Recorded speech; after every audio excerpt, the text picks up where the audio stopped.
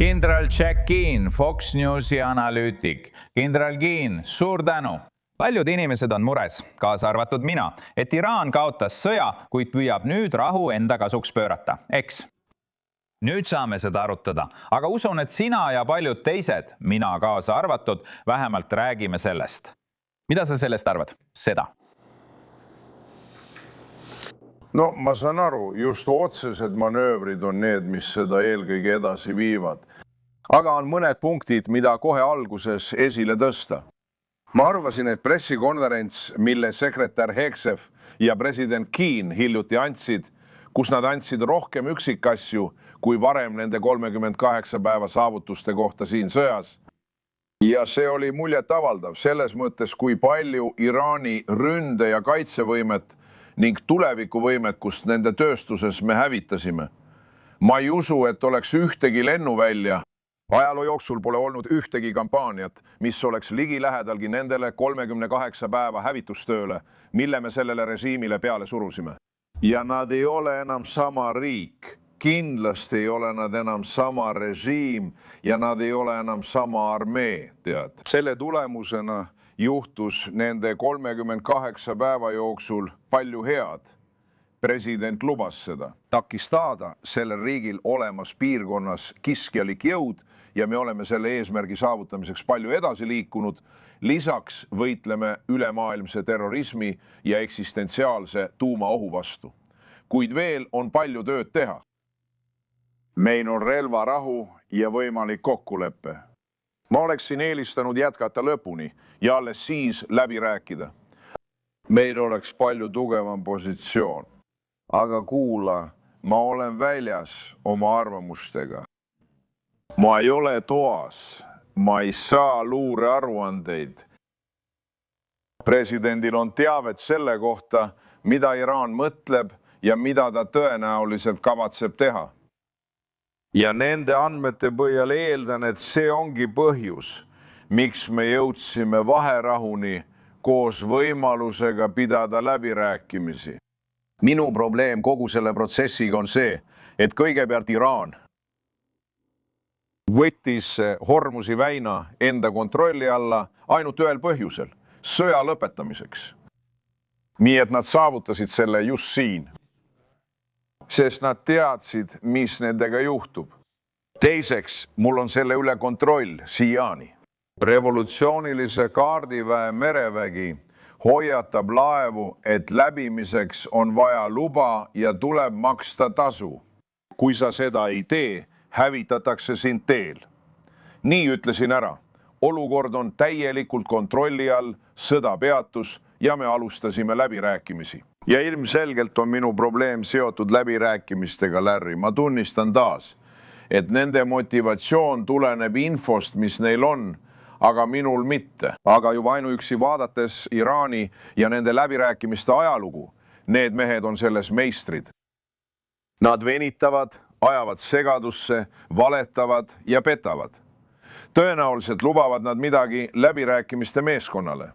Viimastel nädalatel on nad andnud mõista, et on lõpuks valmis kokkuleppe sõlmima.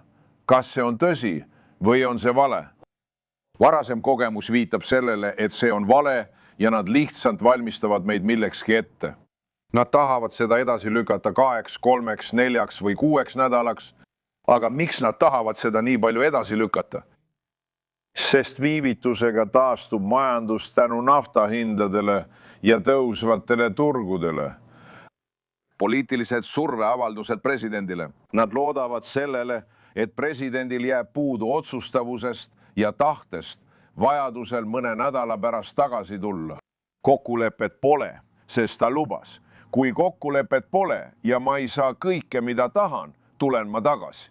Nad usuvad, et kui aeg möödub, tekib vastumeelsus. Aga vaata, Larry, me tunneme oma presidenti. Tema on vastutav nende saavutuste eest, mida ma just mainisin. Keegi pole sellele režiimile vastu astunud. 7 eelmist presidenti tahtsid sellele vastu astuda ja tegelikult selle kukutada. See on esimene punkt. Ma ei usu, et see mees oleks siin võimeline halba kokkulepet tegema. Ja ta ei tee halba kokkulepet. See on tema alus ja tema mantra. ja kolmas punkt siin on see, et tal on otsusekindlus ja pühendumus sekkuda ja lõpule viia see, mida ta alustas. Ta selgitas Ameerika rahvale juba alguses, milles asi seisneb. Iisraeli kaitsejõudude ja meie sõjaväe planeerijate hinnangul on neil mõlemal veel umbes 2 nädalat, et see lõpule viia. Meil on see vaja ära teha ja siis on meil varuks üks trump, nagu ma tavaliselt ütlen, see on Kargi saar. Me võime iraanlastele öelda, kui oleme kõik oma eesmärgid täitnud, et me võtame Kargi saare enda kontrolli alla või hävitame selle. Ja me tahame kogu uraani rikastamist, kõike muud juhuks, kui kokkulepe ebaõnnestub. Ja kui nad meile seda ei anna, on see presidendi otsus, me võtame kontrolli enda kätte ja peatame 90% nende nafta jaotamisest. Või hävitame selle, mis sunniks selle režiimi aja jooksul majanduslikule kokkuvarisemisele ja võib-olla valitsuse vahetusele. Mida ma siin lauale panen, on see, et meil on endiselt mõned tugevad kaardid varuks ja meil on siin palju jõudu. Et panna need inimesed meie tahtmisele alluma, peame sellest kasu lõikama. Noh, põhimõtteliselt, nagu ütles Pete Hackett eile või üleeile, ütles kindral, sõjavägi ei lähe kuhugi. Kindral Keane tegi sama tähelepaneku. Sõjavägi jääb sinna, kus ta on. Me teame, et härra Trump ei kõhkle kunagi. Ta ei kõhkle kunagi. Ta ei tee kunagi halba kokkulepet. Ja ma arvan, ma usun, et see oli eile, kui sa palusid ultimaatumit. Tegelikult arvan, et president Trump andis eile ultimaatumi. Kui läbirääkimised järgmise 10 päeva jooksul või midagi sellist ei õnnestu, läheb kõik käest ära. Ta on seda mitu korda öelnud. Mõned ei pruugi seda uskuda. Aga need, kes teda tunnevad, teavad, et ta räägib tõsiselt ja teeb selle ära. Ma mõtlen, Teate, kindral, mina tean sellest veel vähem kui teie. Kui teie ütlete, et teil pole infot, siis minul on seda veel vähem. Aga selle reporteri hinnangul tundub, et oleme selle sõja lõpule väga lähedal. Tõepoolest, ühel või teisel viisil oleme selle sõja lõpule väga lähedal. Ei, ma olen sellega nõus. Sõjanisest vaatenurgast oleme sellele tõesti väga lähedal. Kindlasti, ja ma arvan, et me lahkume siit, olles saavutanud oma eesmärgid.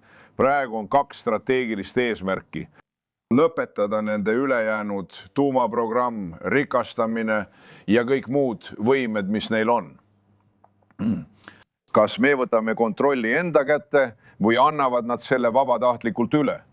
Ja teiseks, tagada, et Hormuzi väin oleks taas vabalt läbitav. Need on 2 strateegilist küsimust. Teine, Hormuzi väin on alati olnud strateegiline punkt, nagu ka iga teine väin. Panama kanaal, Suessi kanaal, Taiwani väin, Bab al-Mandabi väin, mis viib Suessi kanalini. Need on alati olnud strateegilised varad. Probleem on selles, et Iraan võttis ühe neist enda kontrolli alla ja see peab lõppema. Me ei luba sellel jätkuda ega ka seda, et neil oleks tuumavõimekus. Räägime sellest varsti, aga ma ootasin midagi Venezuela lahenduse sarnast. Sest ma ei taha, et Iraanil oleks praegu võimalus raha koguda, et end üles ehitada. Ma ei taha seda mitte mingil juhul. Tegelikult eelistaksin, et režiim, ma tean, et nad võivad olla revolutsioonilise kaardiväe 4. astmes. Võib-olla on nende IQ langenud 95 nii, aga nad on ikka veel seal. Nagu sa ütlesid, nagu maffia, neil on sellest ikka veel osa. Ma ei taha, et neil oleks midagi. Võta see ära. Ei. Kõik selle ehitame hiljem uuesti üles. Kui leiame kellegi, keda usaldame, siis vaatame, kuidas see lõpeb. Aga ma ei usu, et president kõhkleb, kindral. Ma ei usu. Ma lihtsalt arvan, et me oleme väga... Ma ei tea, kas sina ütlesid seda. Me oleme 5, 2 või 1 jardi joonel. Loodan, et oleme kuskil seal. Jätan viimase sõna teile. Aitäh, jah. Ma olen selle hinnanguga nõus. Ma mõtlen, et ma olen alati olnud läbiräägitud kokkuleppe vastu. Selle asemel peaks tulema alistumine. Minu jaoks peakski läbirääkimine selle üle käima. Sellepärast ütlen seda lõpus. Aga ma ei ole selle poolt, sest lõpuks, isegi kui nad annavad meile, mida tahame, oleme meie need, kes neile päästerõnga ulatavad. See pääste oleks sanktsioonide eemaldamine. Nad saavad varad ja miljardeid dollareid, hoides režiimi võimul. jah, Noh, pärast kõike, mida nad selles piirkonnas teinud on, minu arvates nad ei vääri seda. Me peame neid võimalikult palju nõrgestama. Aga me oleme seal, kus me oleme. Kui me hakkame läbi rääkima ja ilmselgelt me hakkame läbi rääkima, kui me jõuame kokkuleppele, peab see hõlmama kõike, mida president on valmis neilt sõjaliselt ära võtma. Nad peavad selle meile nende läbirääkimiste kaudu tagasi andma. ja härra. Ja ta tõesti ei tee halba tehingut. Ma tulen selle juurde tagasi. jah, olen täiesti nõus. kindral Keen, aitäh alati abi eest. täname.